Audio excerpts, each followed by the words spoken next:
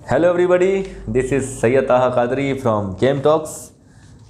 आज हम आपको बताएंगे, जैसे पिछले क्वार्टर में यानी पिछले इकोनॉमिक क्वार्टर में, फाइनेंशियल क्वार्टर में हमने आपको बताया था 2020-21 वाले क्वार्टर में आपको बताया था मैंने कि हमारी जो मैन्युफैक्चरिंग सेक्टर है वो बहुत तेज़ी से इंक्रीज़ किया है। यानी जो पहला लॉकडाउन लगा था, आपको याद होगा, जो सबसे पहले केसेस कोविड के पाए गए थे, उसके बाद जो इकोनॉमिक्स बिल्कुल नीचे चली गई थी दुनिया की, वो इकोनॉमी उठी थी और भारत की खासकर जो है इकोनॉमी इम्प्रूव की थी। जीडीपी में बहुत ग्रोथ आई थी।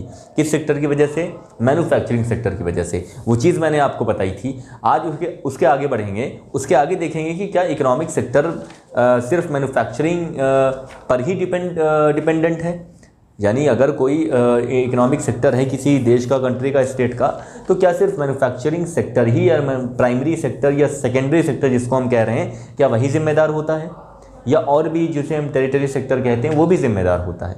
साथ ही साथ ये भी समझेंगे आज कि जो फाइनेंशियल ईयर 2022 का जो डेटा रिलीज़ हुआ है अभी उसमें सरकार ने क्या बताया।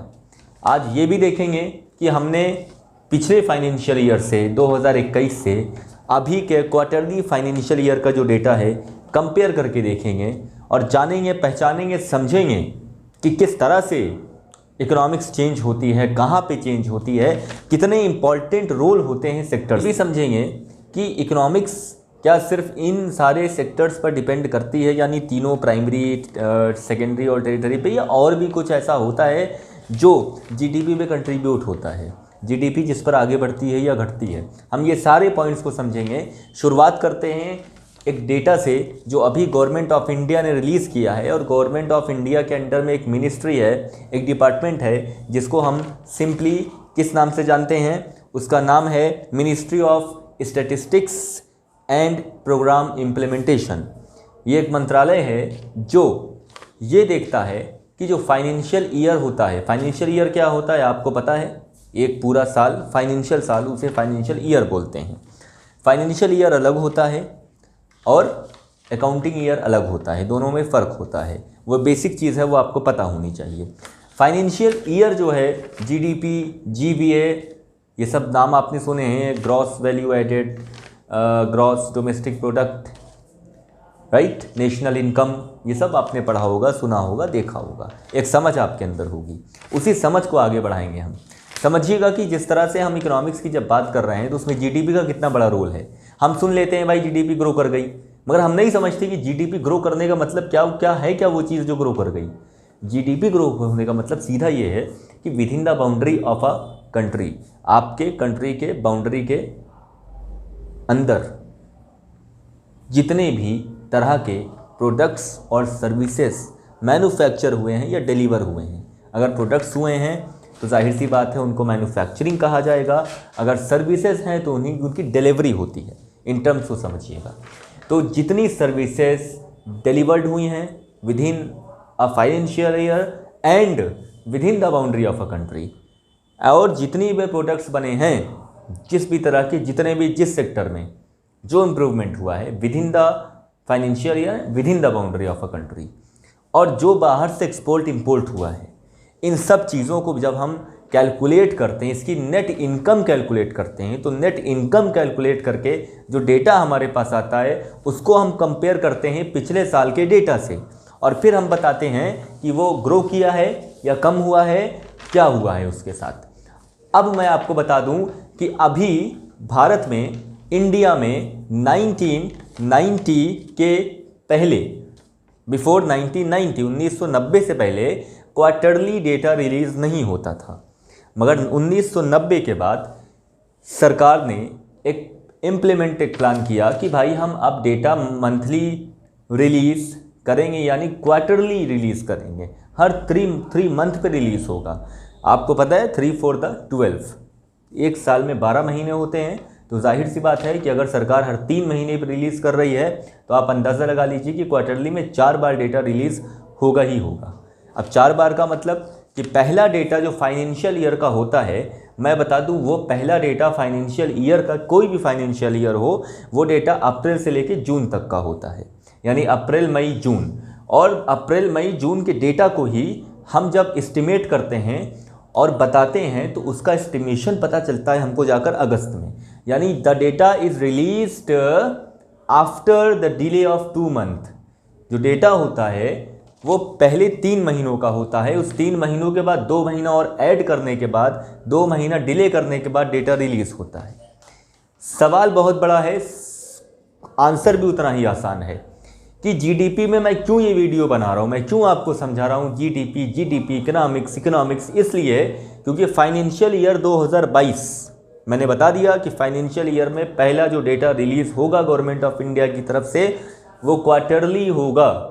तो अब आप 3 मंथ का क्वार्टर ले लीजिए, इसका डेटा जो यानी जो डेटा रिलीज़ हुआ इसका वो रिलीज़ हुआ अभी अगस्त में, और जो डेटा रिलीज़ हुआ उसके डेटा के हिसाब की बात करें, एकदम टू द पॉइंट बात करें, तो गवर्नमेंट ऑफ इंडिया यानी ministry of statistics and programme implementation की तरफ से ये डेटा रिलीज़ किया गया है। ऑफिशियल डेटा है, ऑफिशियल रिकॉर्ड है कि हमारी जीडीपी ने फाइनेंशियल ईयर 2021-22 में, यानी 2022 आप सीधे समझो, उसमें 21% ग्रू किया है, 20.1% की ग्रोथ देखी गई है। अब अगर 20.1% की ग्रोथ देखी गई है तो we will now compare the data with the last year.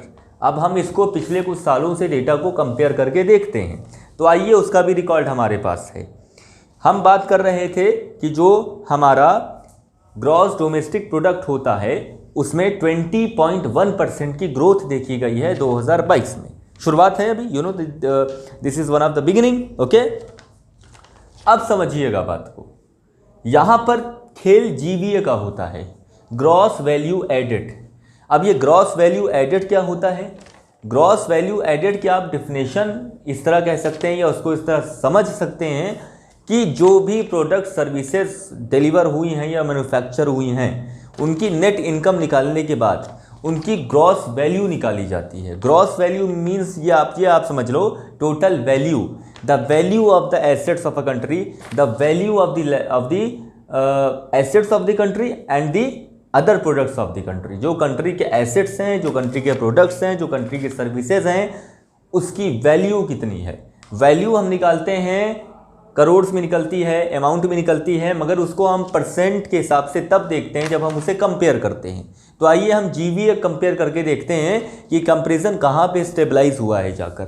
इस कंपैरिजन की बात करें तो 18.8% की ग्रोथ देखी गई है पिछले करस्पॉन्डिंग क्वार्टर ईयर जो पहले गुजर चुका है उससे 18.8% की ग्रोथ देखी गई है। तो 18.8% में यानी जीवी 18.8 है तो जीडीपी 20.1% गलत नहीं है, क्योंकि कुछ ना जीडीपी तो ऑल ओवर देखा जाता है, इंपोर्ट एक्सपोर्ट में भी आ जाता है, you know very well, but जीवी इंपोर्ट एक्सपोर्ट में नहीं आ पाता।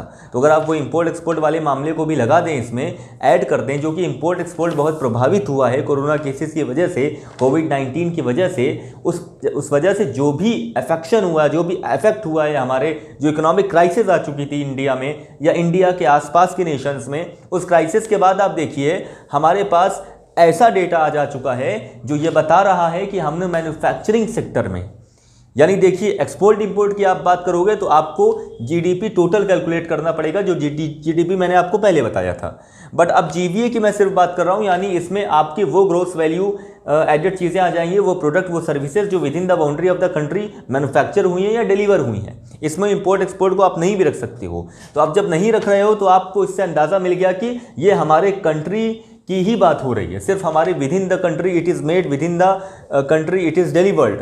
तो अब जब सिर्फ और सिर्फ कंट्री की बात कर रहे हैं तो यहाँ पे 18.8 का हमें इंक्रीज़ मिल रहा है, हमें उसका बेनिफिट दिख रहा है। तो जाहिर सी बात है अगर हम ऑल ओवर देख लें 20.1% इज़ नॉट रॉन्ग, राइट, और रॉन्ग हो भी नहीं सकता, क्योंकि ये गवर्नमेंट ऑफ इंडिया का एस्टिमेशन नहीं है बल्कि एक रिकॉर्ड है, एक ऑफिशियल रिकॉर्ड है गवर्नमेंट ऑफ इंडिया के पास। एस्टिमेशन भी ऐसा ही लगाया गया था, और जो एस्टिमेशन लगाया जाता है यानी जो आकलन किया जाता है, ठीक है, आप प्रोविजनल एस्टिमेशन उसको कहते हैं, उसका एक पर्टिकुलर टर्म होता है, उसे आप प्रोविजनल एस्टिमेशन कहते हो। उस प्रोविजनल एस्टिमेशन से अगर डेटा को देखा जाए तो बिल्कुल सही रेंज में आया है, कुछ ज़्यादा फर्क नहीं है। प्रोविजनल एस्टिमेशन भी सही होता है, क्योंकि जो मैन्युफैक्चरिंग सेक्टर्स में लगे हुए हैं और जो बाकी सेक्टर्स से ग्रोथ देखी जा रही है उससे समझ में आ जाता है कि पिछले साल से इस साल में क्या चेंज आया है। आप समझिएगा कि ये चीज़ें पहले ही आकलन में आ गई थी, पहले ही करस्पॉन्डेंस में आ गई थी, पहले ही चर्चा होने लगी थी। वर्ल्ड के 41 इकोनॉमिस्ट ने, रूटर्स का पोल है, रूटर्स एक बहुत ही बेहतरीन और बहुत ही अच्छा न्यूज़ ग्रुप है, आप ज्वाइन करिए, देखिए उसे, समझिए उसे। तो रूटर्स पोल में देखा गया कि रूटर्स पोल ने एक पोल करवाया, इकोनॉमिस्ट ने पार्टिसिपेट किया, 41 इकोनॉमिस्ट ने ये बता दिया था कि जो ग्रॉस डोमेस्टिक वैल्यूज़ हैं प्रोडक्ट्स की, ग्रॉस डोमेस्टिक वैल्यू यानी आपके कंट्री की जो प्रोडक्ट्स और सर्विसेज है उसकी वैल्यू जो है वो इंक्रीज़ होने वाली है 20% तक। इसका एस्टिमेशन हमें पहले ही मिल गया था और जो हमारे पास रिकॉर्ड है वो है 20.1% का। हम 18.8 को भी देख सकते हैं, हम 20.1 को भी देख सकते हैं, हम इस आकलन को, इस एस्टिमेशन को देख सकते हैं जो 41 इकोनॉमिस्ट ने पहले ही दे दिया था। अब आप कहो सर ये परसेंट का मामला मुझे समझ में नहीं आ रहा है, आप सीधे सीधे मुझे करोड़्स में बताओ। तो आप करोड़्स में जाओगे तो सीधे सीधे आप चले जाओ 32 करोड़, कितना? 32 करोड़। आप इतना सिर्फ जान लो कि 32 करोड़ रुपए का जो है हमारा जीडीपी एस्टिमेट आया है इस क्वार्टरली, हमारा क्वार्टर का यानी 3 मंथली। अब आप इससे अंदाज़ा लगा सकते हैं, आप इससे समझ सकते हैं, आप इसको समझा सकते हैं कि इकोनॉमिक्स क्या है, जीडीपी का कितना बड़ा रोल है, मैन्युफैक्चरिंग सेक्टर का कितना बड़ा रोल है और बाकी सेक्टर्स का कितना बड़ा रोल है। अब आप पूछोगे एक चीज़ और बताते चलिए कि कौन सा सेक्टर है जिसका बहुत बड़ा रोल है, बहुत बड़ा हाथ है। तो जिसका बहुत बड़ा हाथ है वो रोल है हमारा, वो हाथ है हमारा मैन्युफैक्चरिंग सेक्टर का। मैन्युफैक्चरिंग सेक्टर में हर कुछ आता है जो भी हमारे देश में with in the boundary of the country बन रही है। बात समझ आ रही है आपको? तो इसी वीडियो के साथ हम अपनी आवाज़ को, अपने स्वर को विराम देते हैं। मिलेंगे अगली वीडियो में, और अगली वीडियो में मिलेंगे तो एक अच्छे इंटरेस्टिंग टॉपिक पर बात करेंगे। और तब तक के लिए नमस्कार, शब्बा खैर, good night. Share the video, like the video and comment.